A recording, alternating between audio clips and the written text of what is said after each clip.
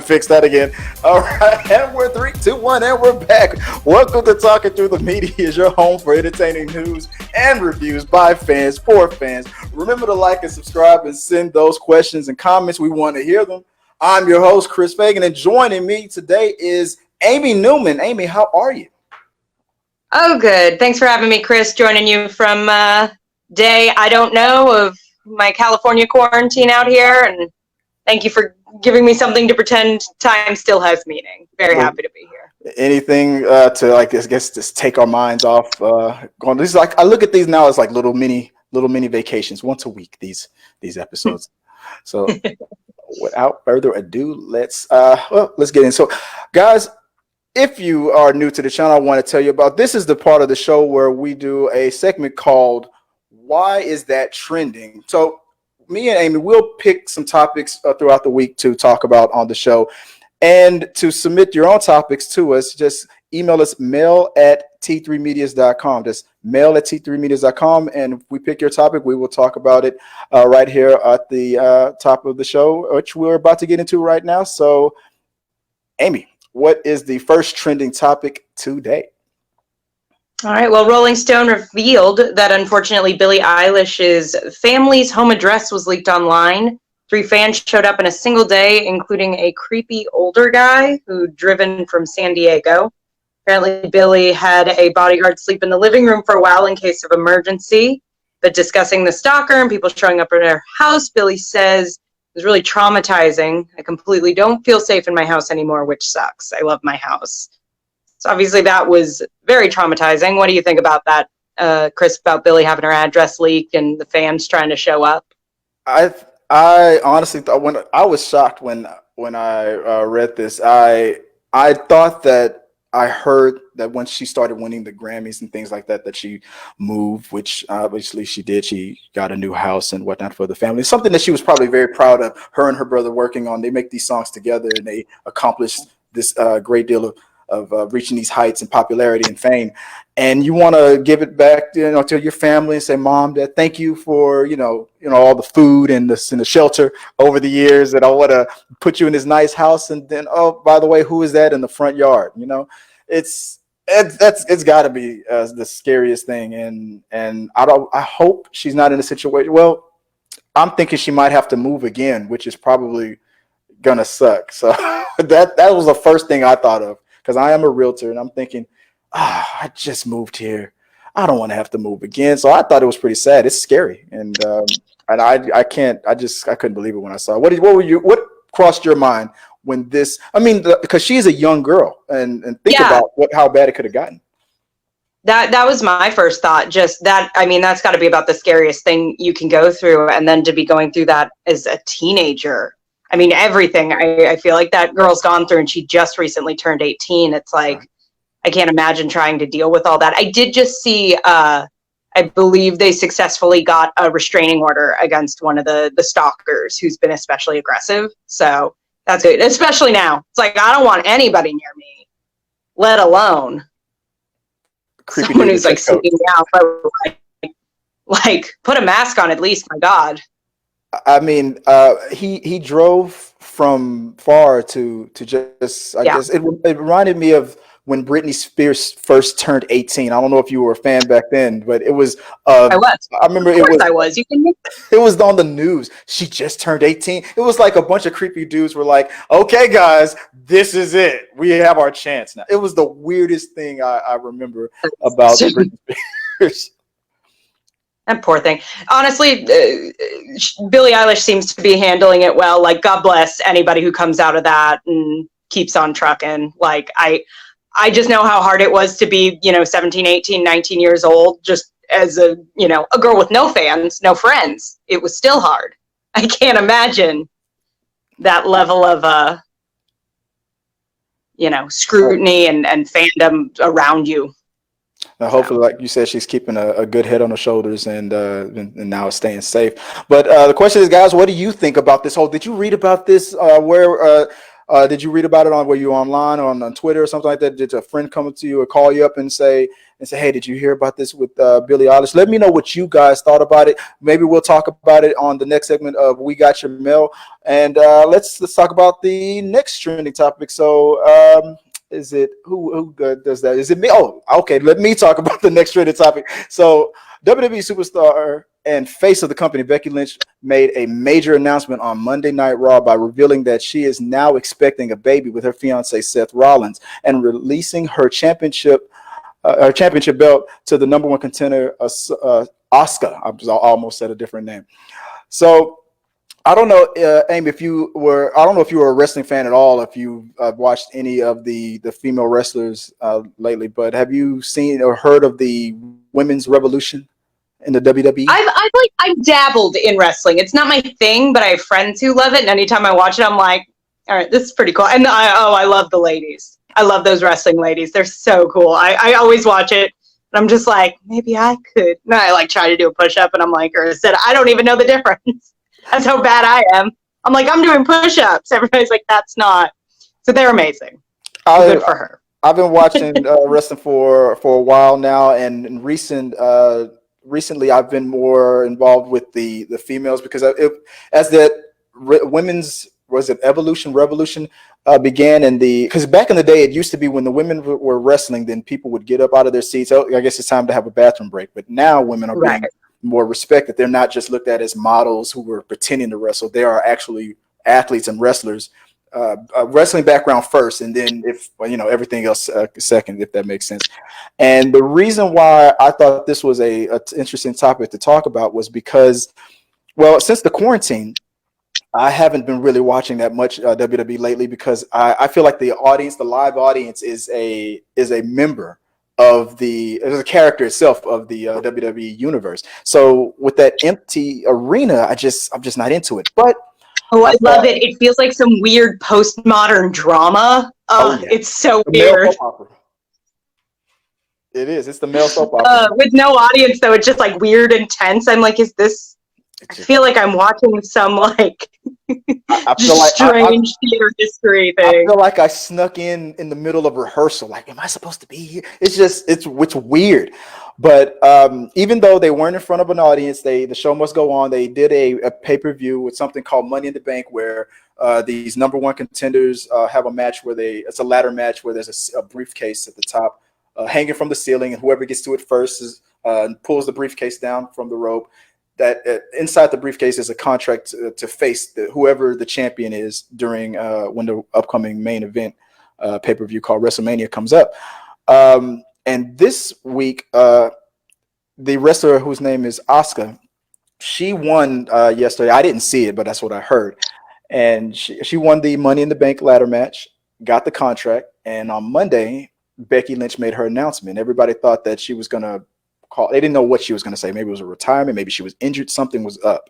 So I saw the video where she asked the winner, Asuka, to come to the ring. She wanted to give her a message. She had her briefcase, that Money in the Bank briefcase, in the middle of the ring, and she said, "You don't know this, but when you fought off all those other ladies to climb that ladder and get that briefcase, you weren't just getting a briefcase for a chance to win the belt." And then she opens the belt up, opens the briefcase up, and the belt is in there. She said, "You actually won the belt." And she was shocked. She thought it was a trick. She didn't know. It was some good acting, and it was kind of I was like, what the hell is going on? And I feel like that'd be so hard as a wrestler. I'd constantly just be like, is someone gonna pile drive me? Yeah, is this a lead up to getting like kicked? It was kind of interesting because Asuka, I mean, I'm pretty sure she knew she was told in advance. She was probably told in advance that she was what was really going on, and she was told to act, or maybe sometimes they do surprise them. So she played the part and was like, "What? Okay, is this real? What's going on?" And the line that Becky Lynch. And now this is the funny thing about Becky Lynch is that she is. When I say she's the face of the company, I mean that she, to me, feels like usually a man is the face of the company, The Rock or Stone Cold. That's the person John Cena. This is the person that whenever the company is going to do a big promotion, this is the wrestler we put out first. Becky Lynch is pretty much the most popular wrestler out there today, and the first, I think, female wrestler to have this level of popularity. So I feel like she's the face of the company right now. So when she said this line, you go ahead, you take this belt, you go out there and you be a warrior because I'm about to be a mother. I'm not gonna lie, I got a little like, oh my god, I had a little moment there. So And it was, ladies, you can have it all. You can be a mama and you can pile drive, and it but was a don't do fact. it at the same Oh time. yeah. So Don't wrestle while pregnant. I feel like that might be. oh yeah. Once that happens, that's it. You're immediately you have to stop performing. You can no longer be on the road. And she's happy. She's having her baby with her fiance, who is also the champion of the men's division. So and it was a big deal in the WWE fandom universe. Everybody's like, they were calling, oh my god, Chris, did you hear? Did you hear? I said, okay, I'm gonna have to talk about this. Like I said, I didn't know if you were a wrestling fan. Have you ever been to a an event like I've been live? to a WrestleMania. You went to WrestleMania? Which one? I think How long no was that? SummerSlam. I've been to SummerSlam, not Uh, WrestleMania, but I have did, been to SummerSlam. I sound like I'm lying now. I were just you, don't. It was years and years and years ago, how did you but feel I did about go that? to a. How did you feel about that event? It was super fun. Again, not my world, but I know a ton of people who love it, and it's not my thing, but I get it. Like it's sports and it's soap opera theater. Like what's not to like? I'm into it. I can get down on some wrestling, but Oh, I was very so. exciting. Good Yep. for her. You can have it all. Let Yep. us know what you think.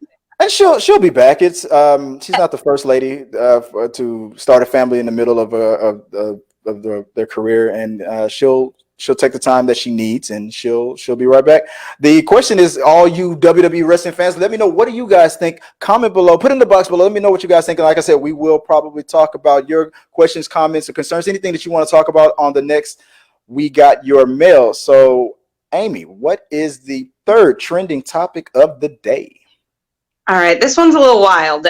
So there's a CGI generated character known as Makayla, and she has been signed with CAA Talent as their first virtual client. So she's already got some popularity going. She's a social media influencer. She has over 2 million followers on Instagram, about 500,000 on TikTok. She's a model. She's a singer, but she is a totally CGI robot created character who has now been signed with a talent agency. So I think this is a really interesting story. I've seen a lot of, had a lot of actor friends and performer friends going, oh, we're getting replaced. Here it goes. First, the self-serve aisle in Walmart. I mean, am I going to pretend I'm not a little bitter? Like, no, I can't even get a meeting with CAA, but all right. You But you should totally do your Joe impression. Like, can I just say something? And just tell them exactly how you feel about that. Did you research is it Makayla or Lil Makayla? I looked through her Instagram and stuff. I feel like, honestly, and I could be wrong, 10 years from now, someone might send me this video and be like, you thought this was a trend. This was a fad. But I don't know. I personally feel like it's all I mean, she does have those 2 million followers, but I feel like a lot of the comments and stuff are people going, oh, that's weird. Like, Yeah. she's a person, but she's fake. So I feel like, honestly, this is a bit of a test the waters, bit of a fad, I feel like it's going to not be dissimilar from like licensing a character. So, definitely been some publicity for her and for CAA, but I'm going to be shocked if, and like I said, eat my words, if I turn on, some show next month and she's on it, and I will be bitter. I So saw someone that. could call and check on me when Makayla's career really blows up. Well, she's already done like photo shoots with other live models, like, and I think she's making out with one in one photo shoot. I can't remember the other person's name, but she's already taking like selfies with other celebrities, other living. It's just like you said. It's like that. They're testing the waters. It reminds me of a video game that made a movie, Final Fantasy, when they made that CGI Final Fantasy movie. They're trying to test out now, and nowadays with like deep fakes and things like that.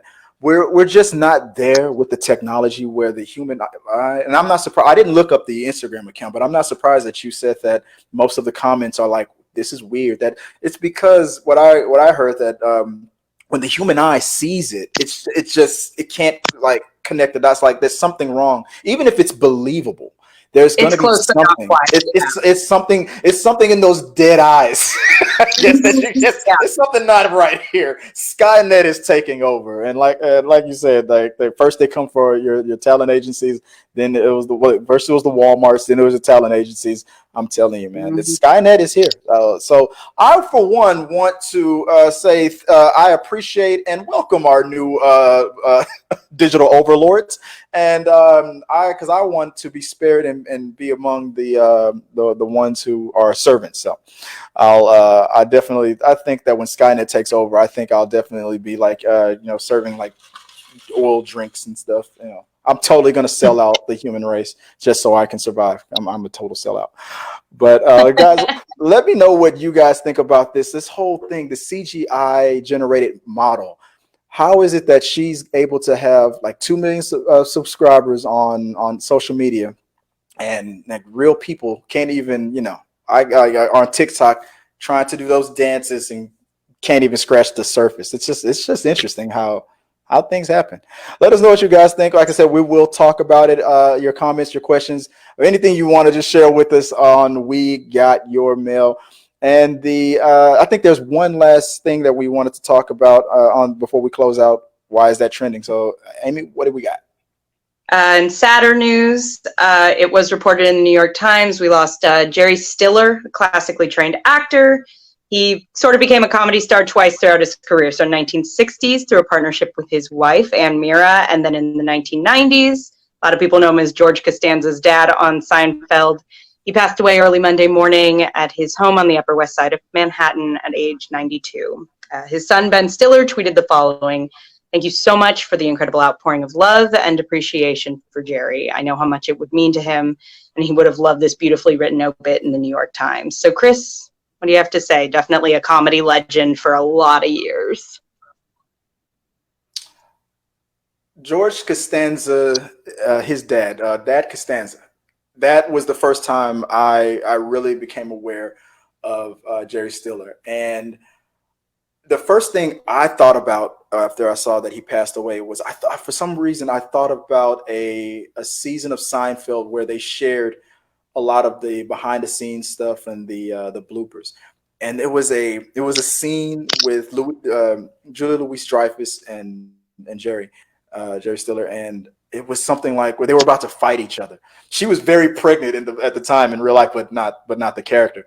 I remember the whole scene. I'm a Seinfeld junkie, and the line was, "You want a piece of me?" And Julia could not keep a straight face at all. They had to do the line over and over and over again. So I thought about all the behind the scenes stuff and how much fun I'm sure that Ben Stiller had with growing up with his dad and in that house to the Seinfeld team. I didn't look up all of the like the posts or anything like that. I'm sure everyone said something heartfelt and had shared a memory.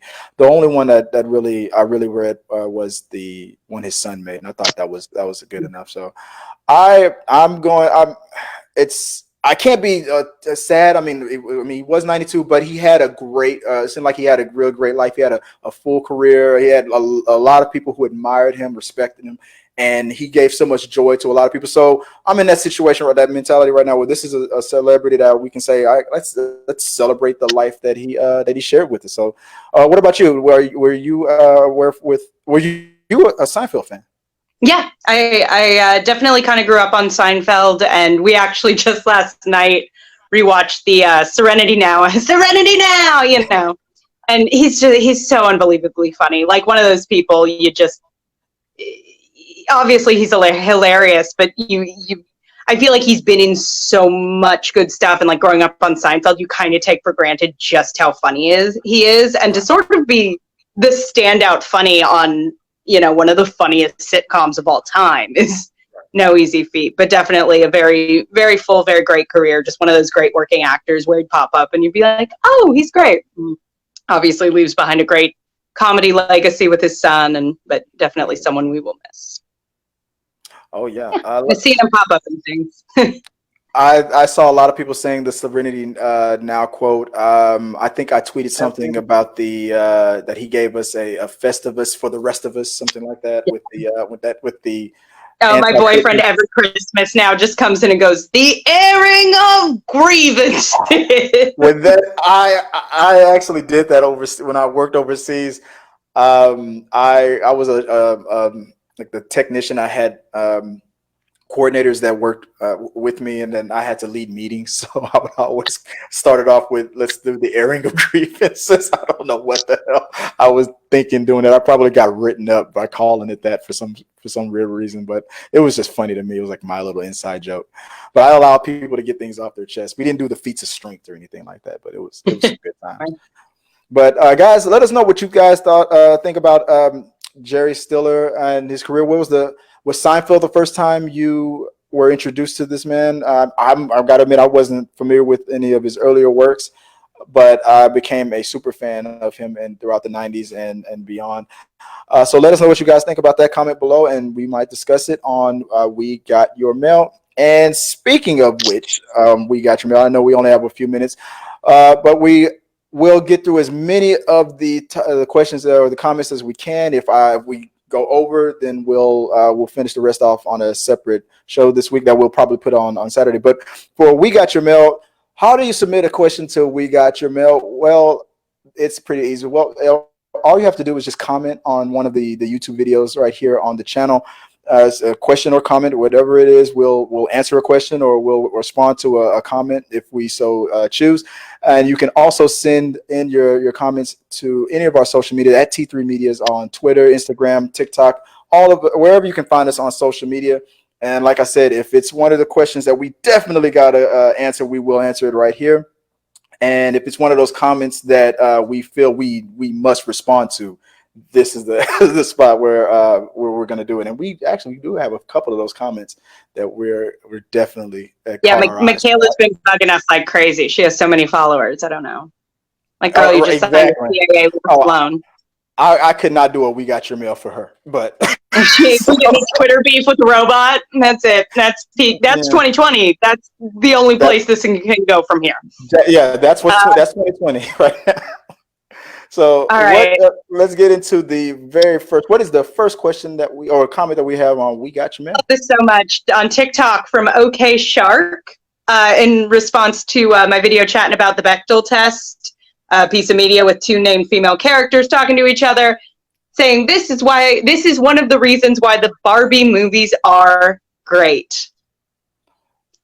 Did you want to? No arguments here, girl. I don't. How do you expand on just correctness? That's true. You got Barbie, you got Midge, you got Skipper, the whole fam's there. Ken, he's there. Listen, I owned like 85 Barbie dolls and one Ken. We didn't need to talk about Ken. Thank you, OK Shark.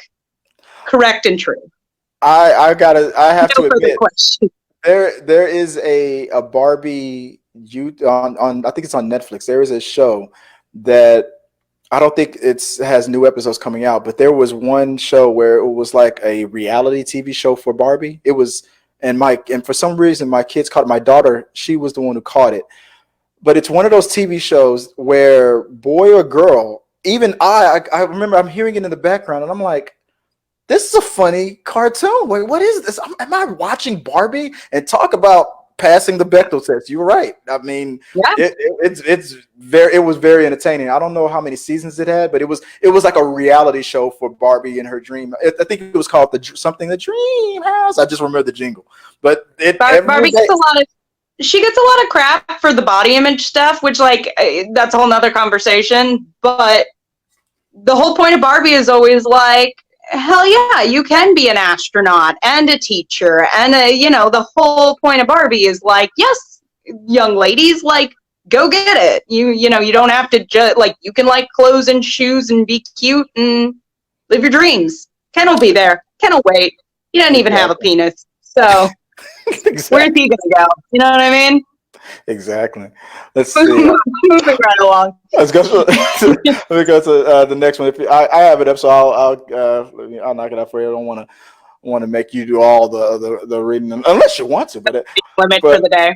from JFS the reviewer, he writes us on Twitter. If you were in charge of making a movie based off of a video game, which would it be? Or if you had a chance to remake a failed video game movie, how would you make it better?